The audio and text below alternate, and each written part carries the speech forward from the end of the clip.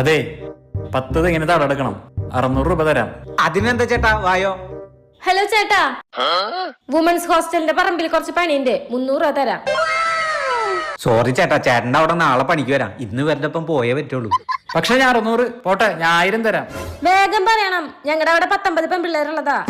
19? സാറിന് 2000 തരാന്ന് പറഞ്ഞാലും ഞാനില്ല.